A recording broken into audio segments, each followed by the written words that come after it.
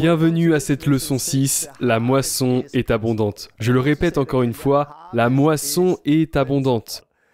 Il s'agit d'une vérité fondamentale que vous et moi devons comprendre.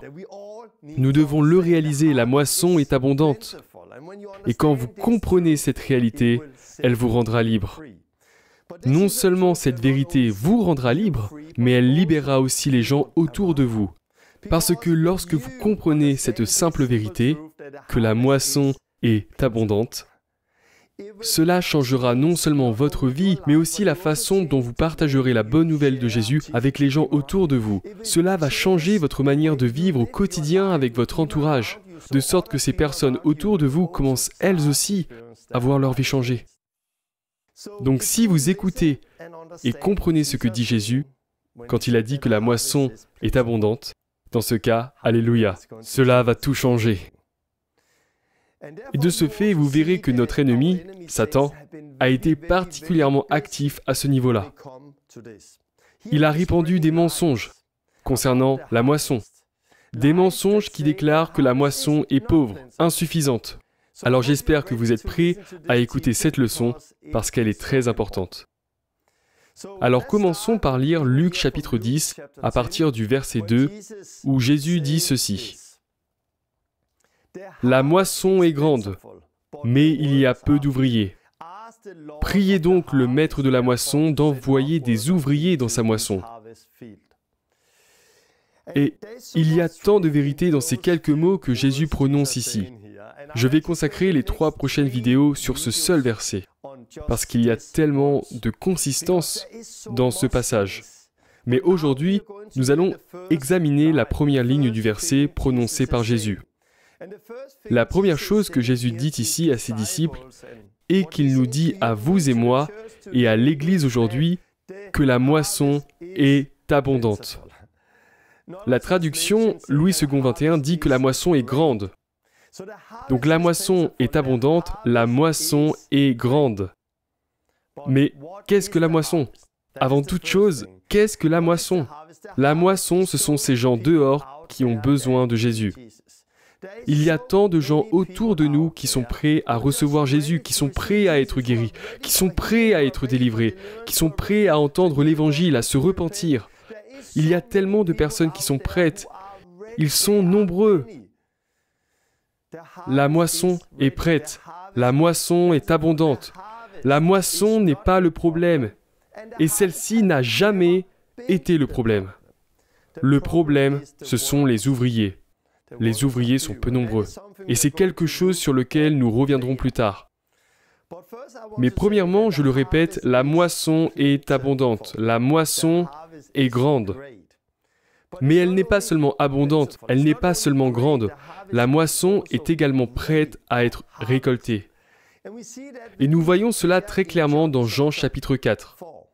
Dans Jean chapitre 4, nous lisons que Jésus marchait avec ses disciples, tandis qu'il devait se rendre en Samarie. Nous lisons donc dans ce passage que Jésus est venu à la rencontre d'une femme près d'un puits et a entamé la discussion avec elle. Et cette femme a commencé à croire en Jésus. Elle avait foi en Jésus, qu'il était celui que Dieu avait promis d'envoyer. Et cette femme a cru en Jésus. Et plus loin dans le chapitre, nous apprenons que cette femme est redescendue en ville pour le raconter à tout le monde, où tous crurent et sortirent pour aller à la rencontre de Jésus. Nous pouvons lire que lorsque les disciples de Jésus sont arrivés plus tard, alors que Jésus parlait encore avec cette femme, ils ont été extrêmement surpris. Pourquoi Jésus a-t-il parlé avec cette femme? Une femme samaritaine? Pourquoi Jésus a-t-il parlé avec cette femme pécheresse? Les disciples de Jésus ont donc été très surpris de voir Jésus parler avec cette femme. Mais alors Jésus leur dit quelque chose de très très important, quelque chose qu'il nous dit à vous et moi aujourd'hui. C'est ce que nous pouvons lire dans Jean chapitre 4, versets 35 à 38. Jésus dit ceci. « Ne dites-vous pas qu'il y a encore 4 mois jusqu'à la moisson? Voici, je vous le dis, levez les yeux et regardez les champs qui déjà blanchissent pour la moisson. » Jésus disait donc, ne dites-vous pas qu'il y a encore 4 mois jusqu'à la moisson? Mais Jésus leur répond, ouvrez les yeux, Regardez la moisson. Les champs sont blancs pour la moisson est prête. Pourquoi Jésus disait-il cela à ses disciples? Pourquoi nous dit-il cela à vous et moi? Parce que lorsque les disciples de Jésus sont venus et qu'ils ont vu cette femme au puits, à leurs yeux, celle-ci n'était pas prête pour la moisson. Ils ont donc cru à un mensonge. Ils croyaient qu'il y avait encore 4 mois jusqu'à la moisson. Mais Jésus ne croyait pas à ces mensonges. Jésus connaissait la vérité. Et la vérité est que la moisson est prête. La moisson est abondante. Et ce que Jésus dit ici à ses disciples et à vous et moi est tellement puissant, si important, et dont Satan essaye de nous éloigner. Il a essayé de nous faire croire que la moisson n'est pas prête. Non, non, la moisson n'est pas abondante. Non, non, non, vous devez encore attendre 4 mois. Vous devez attendre encore 2 ans. Attendez encore 10 ans. Et puis peut-être qu'à ce moment-là, la moisson sera prête. C'est ce que Satan, le père des mensonges, nous a fait croire encore et encore et encore, et un grand nombre de personnes croient aux mensonges de Satan. Mais si vous croyez à ces mensonges, que la moisson n'est pas prête, vous ne verrez aucun fruit. Il faut le voir de la bonne perspective. Laissez-moi vous donner un exemple. Que pensez-vous qu'il se serait passé si ce n'était pas Jésus qui était venu vers cette femme, mais ses disciples? Si c'était les disciples de Jésus qui seraient venus et auraient vu cette femme au puits. Tout d'abord, ils ne seraient jamais allés en Samarie. Déjà, pourquoi irions-nous en Samarie? Ces gens-là, ils avaient entendu beaucoup de commentaires négatifs à l'égard du peuple de Samarie, et ils ne voulaient absolument pas y aller. Tout comme beaucoup de gens aujourd'hui à l'église qui n'entendent que des choses négatives. Oh, n'allez pas témoigner dans les rues. Non, non, non, faites attention. Ces gens sont dangereux, ils ne veulent pas nous écouter. Imaginons donc que les disciples de Jésus venus en Samarie rencontrent cette femme au puits. Que se serait-il dit? Aurait-il vu ce que Jésus a vu? Une moisson prête et abondante? Non, il n'aurait vu qu'une femme, une pécheresse. Une femme travaillant au puits? Hors de question. Traçons notre chemin. Ne lui adressons pas la parole. Pourquoi? Parce qu'ils ont entendu beaucoup de commentaires négatifs, beaucoup de rumeurs. Et leur regard était très différent de celui que Jésus portait à l'égard de cette femme. Si les disciples s'étaient rendus là-bas seuls, ils ne l'auraient pas vue donner sa vie à Christ. Ils ne l'auraient pas vue recevoir. Pourquoi? Parce qu'ils l'auraient évité. Et cela démontre que notre considération de la moisson est très, très importante. Si nous considérions la moisson comme le faisaient les disciples de Jésus avec la femme de Samarie, nous ne verrions jamais la moisson arriver. Nous ne verrions pas les personnes en train d'être sauvées. Mais si l'on regarde la moisson comme Jésus la voyait, une moisson qui est prête et abondante, alléluia, nous verrons alors des choses extraordinaires. Et je crois que Jésus devait se rendre précisément en Samarie à ce moment-là. Pourquoi? À cause de cette femme et parce qu'il voulait nous enseigner, vous et moi, qui vivons aujourd'hui, cette réalité. Premièrement, n'écoutez pas les rumeurs. N'écoutez pas les rumeurs. Combien de fois avons-nous entendu les gens dire « Oh là là, la moisson n'est pas prête. Oh, la moisson n'est pas abondante. Les gens ne veulent pas de Jésus dans notre ville. Dans ce pays, les gens ne veulent pas entendre parler de Jésus. Oh, ce lieu de travail, tout le monde s'en fiche. Dans ce quartier, personne n'est ouvert à l'évangile en ce moment. Ils ne sont pas encore prêts. » Combien de fois avons-nous entendu les gens dire « Oh, l'année prochaine, ça sera la bonne, mais pas cette année. Peut-être que la moisson sera prête l'année suivante ou l'année d'après, mais la moisson n'est pas prête aujourd'hui. » Vous savez que tous ces mots sont des mensonges sortis tout droit du fond de l'enfer. C'est un mensonge de notre ennemi Satan qui a aveuglé les gens de ces mensonges. Donc, premièrement, la moisson ne serait pas prête, et deuxièmement, nous ne sortons pas pour constater qu'elle est prête. Pourquoi? Parce que nous avons été trompés par des mensonges. Pourquoi Satan essaye-t-il de nous mentir et de nous éloigner de cette vérité? Car, comme je l'ai dit, la façon dont nous considérons la moisson détermine si nous voyons des fruits ou non. Parce que si vous voyez la moisson comme la majorité des gens aujourd'hui, vous ne sortirez pas, vous n'ouvrirez pas la bouche, vous ne ferez que passer devant eux, vous ne prendrez pas le temps de vous arrêter pour partager l'Évangile. Mais si vous considérez la moisson de la même manière que Jésus, vous iriez à leur rencontre pour leur parler. Et vous seriez surpris de voir le nombre de personnes qui sont ouvertes et prêtes à recevoir Jésus. Encore une fois, combien de fois avez-vous entendu les gens dire « La moisson n'est pas encore prête ». Ce n'est pas encore le moment. Je voudrais lire un extrait de mon livre « L'appel de Jésus ». Mais comme je l'ai déjà dit, notre ennemi Satan s'est employé à aveugler l'Église de ses mensonges. Il n'y en a que quelques-uns qui le constatent réellement, qui comprennent et qui sortent pour ramener la moisson. J'ai voyagé dans plein de pays différents et quasi systématiquement, partout où je vais, je fais le même constat. Je rencontre toujours des chrétiens qui ont une vision erronée de la moisson. J'ai entendu tellement de gens me dire combien c'est magnifique ce que Dieu fait dans d'autres régions du monde. Mais à chaque fois, ils ajoutent que personne n'est ouvert à l'Évangile dans leur ville, là où ils se trouvent. Ils me disent souvent que les gens dans leur propre pays sont trop religieux, ou trop matérialistes, ou trop quelque chose, et qu'ils rejettent Dieu. Ils disent par exemple que c'est dur dans notre propre ville. Oui, les chrétiens que j'ai rencontrés ont une vision de la moisson totalement différente de ce que Jésus en dit.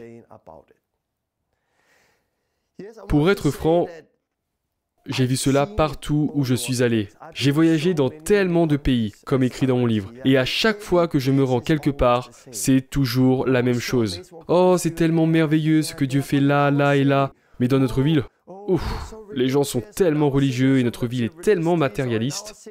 Ou dans notre ville, ils sont tellement athées, ils sont tellement pauvres, ou trop riches. J'ai entendu la même chose un nombre incalculable de fois.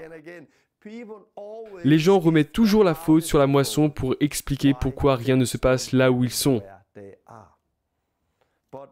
Mais Jésus a dit que la moisson n'est pas le problème.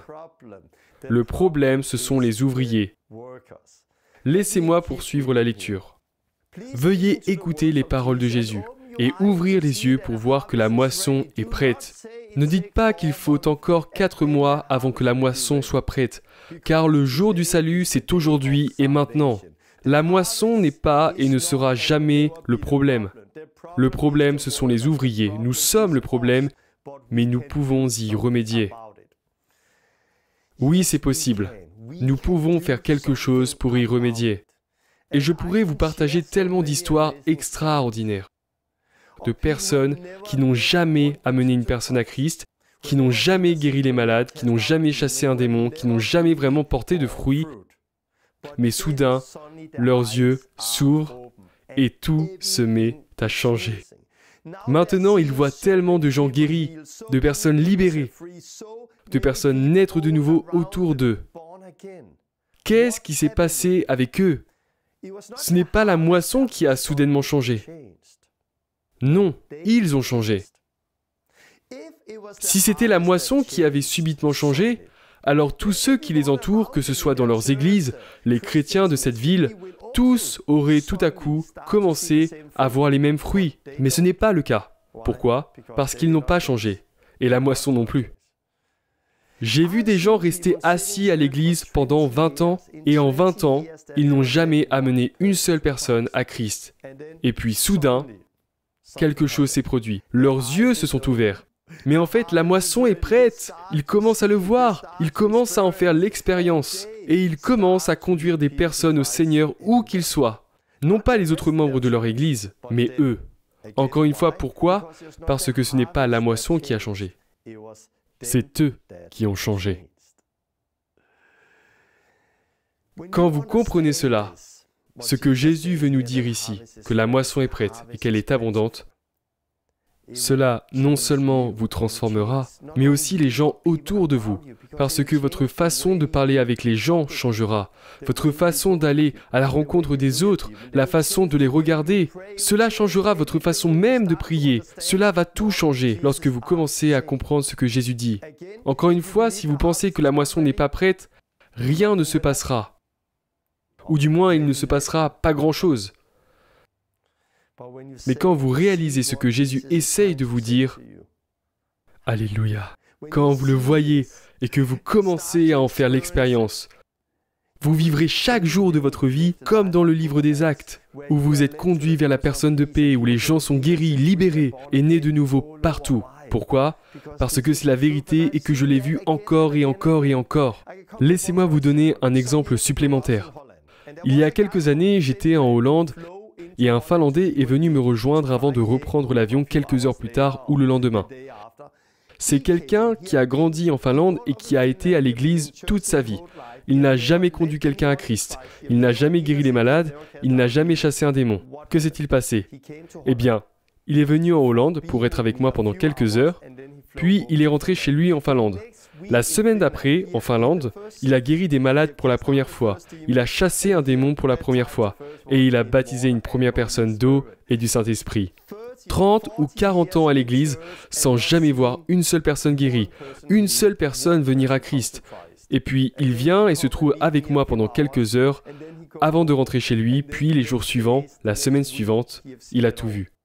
Que s'est-il passé ? Est-ce la moisson qui a soudainement changé pendant son absence ? Non, la moisson n'a pas changé durant les 24 heures où il était parti. Il a changé. Comment a-t-il changé ? Alors qu'on se promenait en Hollande et qu'on discutait, je lui ai demandé s'il avait déjà prié pour quelqu'un qui avait été guéri. Il m'a dit non. Je lui ai répondu « Hey, la moisson est prête, tu peux le faire. Viens avec moi. » Nous sommes allés au McDonald's. Je suis allé à une table, j'ai demandé « Quelqu'un est-il malade ?» Il y avait une fille qui était malade, je lui ai dit « Maintenant, prie pour elle. » Il imposa les mains, il pria et cette fille a été guérie. Quand elle a été guérie, par sa main, quelque chose s'est passé en lui. Il a soudain compris qu'il avait cru à un mensonge toute sa vie. Il a soudain compris que la moisson est prête, il a compris que c'était simple, il a compris qu'il pouvait le faire. Lorsqu'il a prié pour cette personne au McDonald's, il a compris que la moisson était prête. C'était ce dont il avait besoin. Lorsqu'il est rentré chez lui en Finlande la semaine suivante, des gens ont été guéris, libérés et nés de nouveau. C'est ce dont nous avons besoin et je pourrais vous partager tellement de témoignages similaires.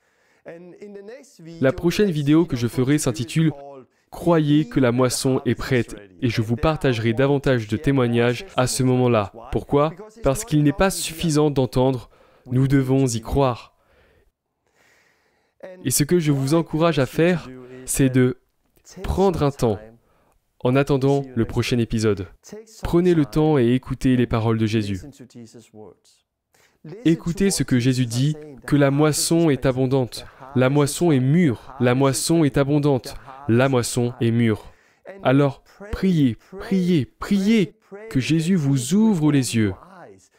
Priez pour qu'il vous ouvre les yeux pour que vous puissiez voir ce que Jésus dit. Priez pour qu'il vous aide. Parce que lorsque cela devient une révélation pour vous, quand vous commencez à croire ce que Jésus dit, que la moisson est mûre, que la moisson est abondante, vos attitudes avec les gens autour de vous changeront. Et cela va, une fois de plus, transformer le fruit que vous voyez. Mais si vous continuez de croire aux mensonges de Satan en disant « La moisson n'est pas abondante, il reste encore 4 mois avant la récolte », vous ne verrez rien. Vous croyez à un mensonge. Alors prenez le temps. Penchez-vous sur les paroles de Jésus. Écoutez-les. Priez. Priez que Dieu vous ouvre les yeux, et puis que cela réveille quelque chose en vous. Lorsque vous vous promenez et que vous regardez les gens autour de vous, commencez alors à les regarder au travers des yeux de Jésus. Quand vous voyez des gens, au lieu de vous dire « Ah, cette personne, je ne pense pas qu'elle soit prête, et elle n'a pas l'air de vouloir entendre parler de Dieu, et cet homme, on dirait qu'il n'est pas intéressé. » Au lieu de cela, commencez à regarder les gens au travers des yeux de Jésus, comme Jésus a vu la femme samaritaine. Regardez-les et dites-vous « Waouh !» Il y a quelqu'un ici qui pourrait être très, très ouvert. Il y a quelqu'un ici qui peut-être recherche Dieu. Je sais que Jésus dit plus tard dans Luc 10 qu'il y a des gens qui ne veulent rien entendre et que nous devons alors enlever la poussière de nos mains et de nos pieds. Et c'est quelque chose dont je parlerai davantage plus tard. Mais ce n'est pas encore le sujet maintenant. On ne se concentre pas sur ces quelques personnes qui n'en veulent pas. On se concentre sur la moisson qui est prête. On concentre notre attention sur ces personnes qui le veulent, comme la femme samaritaine.